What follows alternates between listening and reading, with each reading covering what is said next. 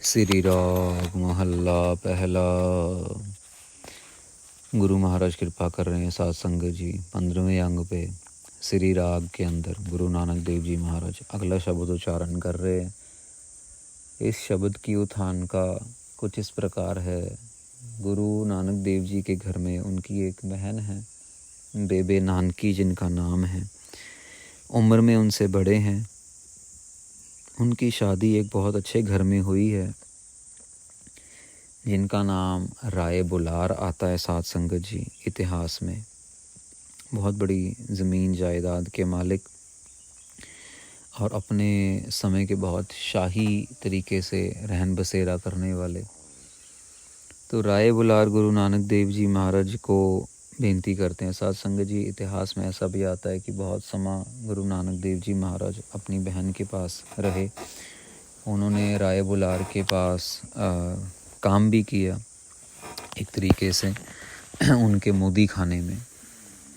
मोदी खाना जैसे ware house कह देते हैं हम लोग, तो वहाँ पे नौकरी भी की महाराज ने। और राय बुलार लेकिन गुरु महाराज का बहुत सत्कार करते थे, क्योंकि चलो वैसे रिश्ते में तो वो जीजा जी थे, लेकिन गुरु नानक देव जी का सत्कार करते थे, क्योंकि गुरु नानक देव जी को गुरु या परमेश्वर समझने वाले सबसे पहले जो शख्स थे, या कह सकते हैं गुरु नानक देव जी के सबसे पहले जो सिख थे, वो उनकी बहन बेबे नानकी जी थे।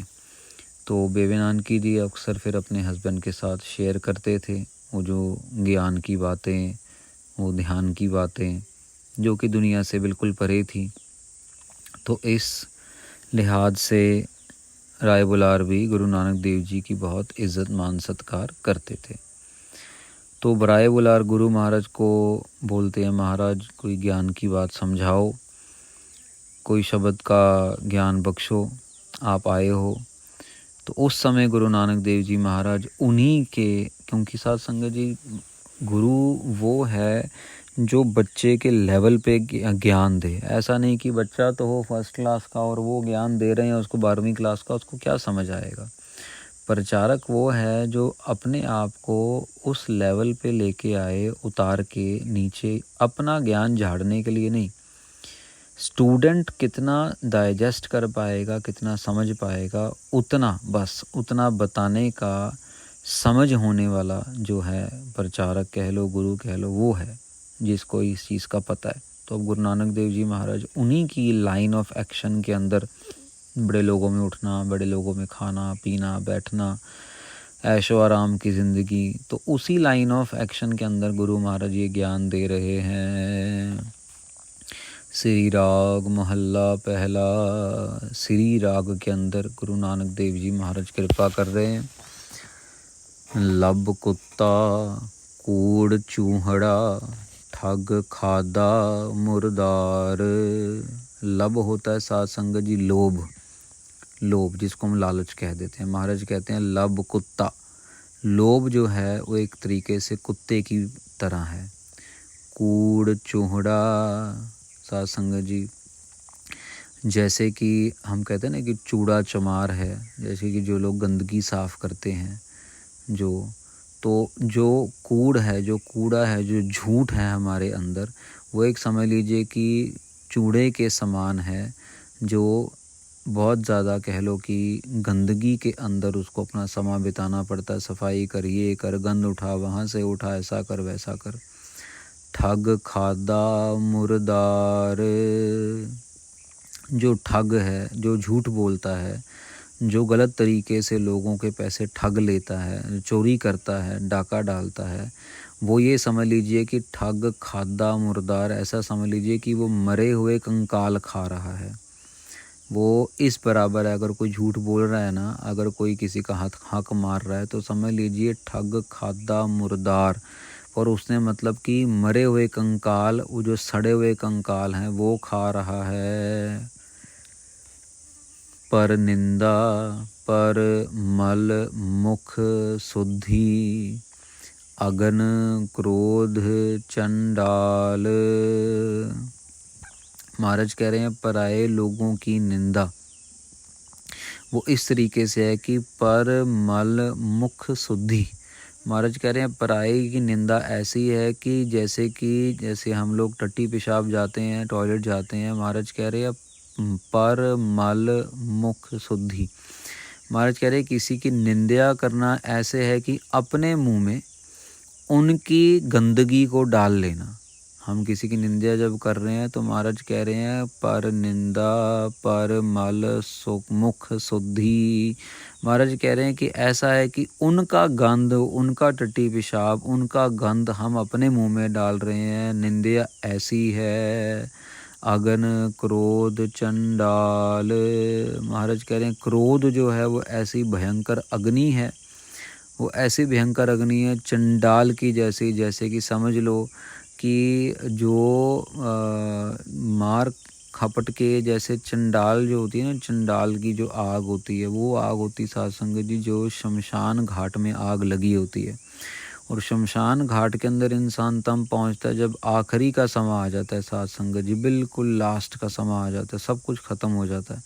तो महाराज कह रहे हैं क्रोध ऐसी अग्नि है जिसके अंदर वो आखिरी के समय वाली आग लगती है। रस कस आप सलाहना एक कर्म मेरे करतार।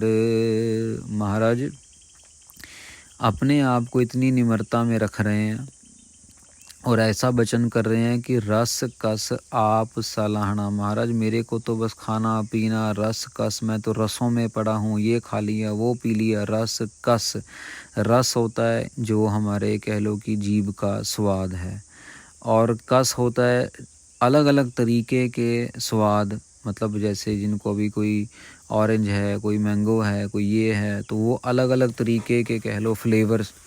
आप सलाहना, अपने आप की प्रशंसा करते रहना, ये मेरे कर्म है करतार। अपने आप के बारे में बड़प्पन करी जाना, मैं ये, मैं वो, मैंने ये कर दिया, मैंने वो कर दिया, मेरे को ज़्यादा पता है, मेरे को न सब कुछ पता है, तुम्हें नहीं पता है। ये सब बातों के अंदर हम अपने आप को ग्रसित कर रहे हैं। बाबा बोली है पत होए। महाराज कह रहे हैं जब महाराज अब ये देखो यहाँ पिछले शब्द में महाराज ने बाबा अक्षर वर्ता अपने पिताजी के लिए, यहाँ पे बाबा अक्षर वर्त रहे हैं राय बुलार के लिए कि बाबा बोलिए पत होए। बोलता वही है जिसके पास, जिससे आपकी इज्जत बढ़े। ऐसा वर्ड ना बोलिए जिससे आपकी इज्जत घटे। ऐसा वर्ड ना बोलिए जिसकी वजह से आपको चार लोगों के सामने शर्मिंदा होना पड़े, चार लोग आपके पीठ पीछे आपकी निंदा करें। उत्तम से दर उत्तम कहिए है, नीच कर्म बहरोए।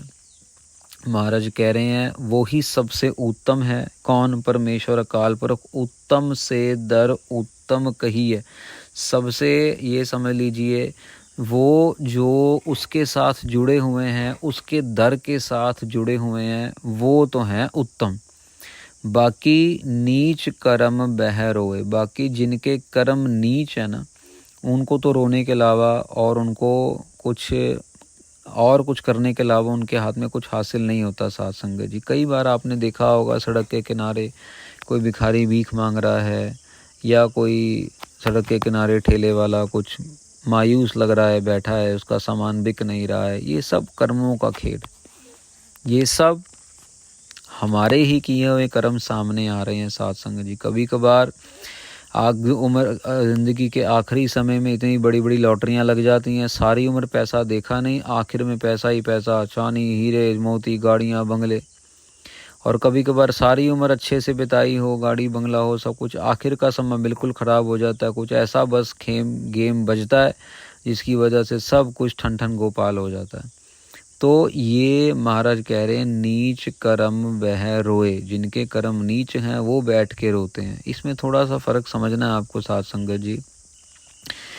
जो परमेश्वर के हुक्म में रह रहे हैं वो नहीं रोएंगे, जो परमेश्वर को मान रहे हैं वो गरीबी में भी खुश रहेंगे। यहाँ पे नीच कर्म उनके हैं जो मान नहीं रहा है, क्योंकि पहले महाराज ने क्लियर किया है कि जो उसके दर के आगे खड़े हैं, जो उसको मान रहे हैं, वो तो बहुत उत्तम है, पर जो उसके दर पे नहीं खड़े हैं, उसको नहीं मान रहे हैं, उनके कर्म नीच हैं। रहाओ विश्राम देते हैं। रस सोयना रस रूपा कामन रस परमल की वास। महाराज कह रहे हैं रस सोयना, जो सोने चांदी, रस रूपा, रस मतलब स्वाद कह लो या आराम कह लो।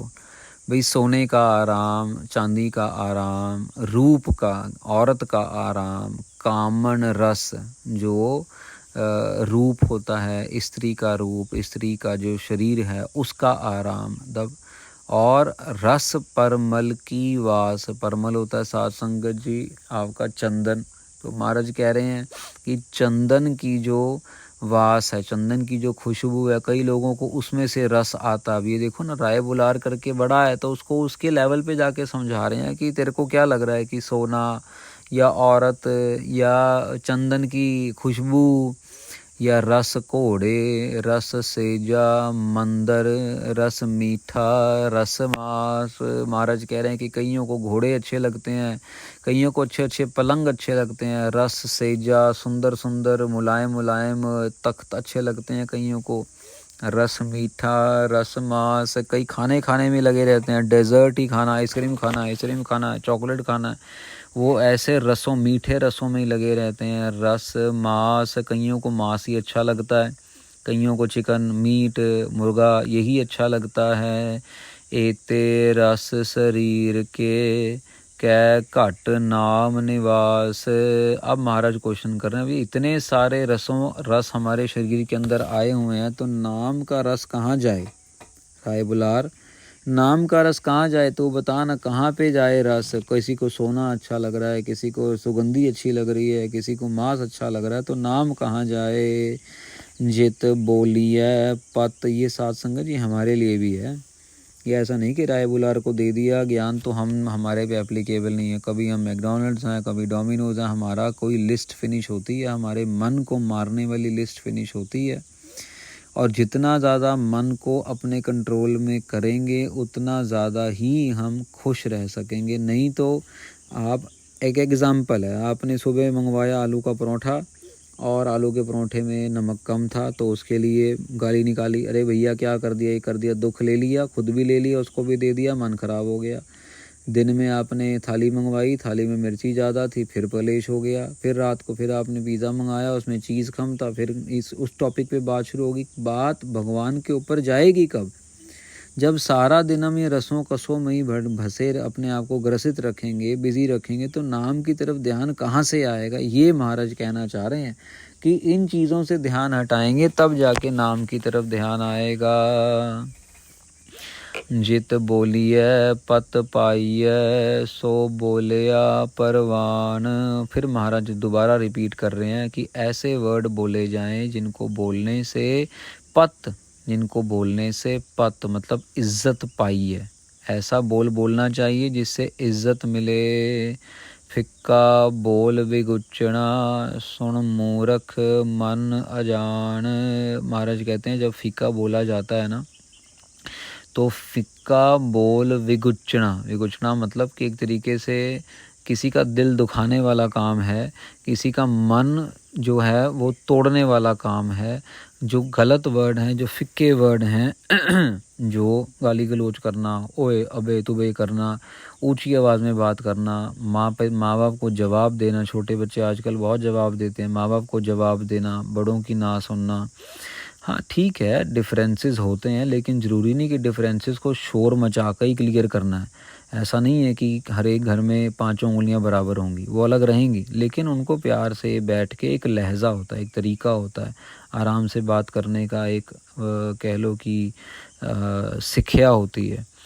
तो और ऐसे ऐसे समय आएंगे साथ संगत जी, टेस्ट ऐसे ऐसे पढ़ेंगे परमेश्वर की तरफ से, बड़े बड़े टेस्ट की, अच्छे अच्छे बंदे का भी जो है ना मानसिक संतुलन बिगड़ जाता है और ऊंची आवाज़ में बात हो ही जाती है। पर वहीं पे ही टेस्ट है, वहीं पे ही अपने आप को संभालना, अपने मन को कंट्रोल करना है। 10 में से आप शुरू करेंगे, 10 में से पहले 2 बारी कंट्रोल कर पाएंगे, फिर 10 में से 4 बारी हो जाएगा, फिर 10 में से 6 बारी हो जाएगा, फिर 10 में से 8 बारी हो जाएगा, और फिर पता लगेगा अरे यार ये तो बंदा बदल गया, शांति हो गई अब शांत, और आपको खुद को भी अच्छा लगेगा यार क्या कलेश, क्या ज़रूरत है, छड़ चलो वीज़े में थोड़ा चीज़ कम है ना, चल कोई नहीं, कोई कंप्लेंट मत कर, रहने दे, चल खा लिया ना, शुक्र है उसने खाना दिया खाने का, आज रात को दे दिया, कल देगा नहीं देगा उसकी मर्जी है। तो अपने आप को भी हम शांति की तरफ, खुशी की तरफ लेके जाते हैं।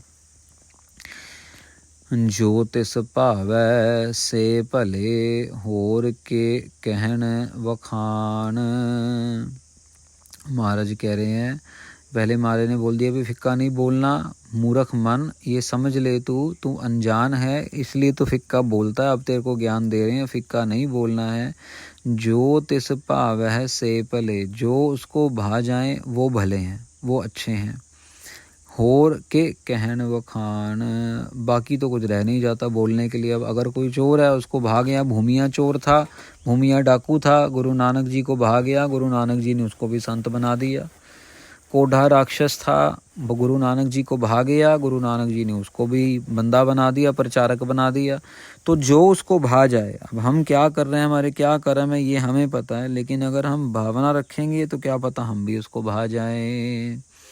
तिन मत तिन पत तिन धन पल्लै, जिन हृदय रहया समाय। महाराज कह रहे हैं भी जिसके हृदय में वो बसा हुआ है ना, उसको, उसके पास मत भी है, उसके पास ज्ञान, मत मतलब ज्ञान, तिन मत तिन पत, उसके पास इज्जत भी है और उसके पास धन भी है, तिन धन पल्लै।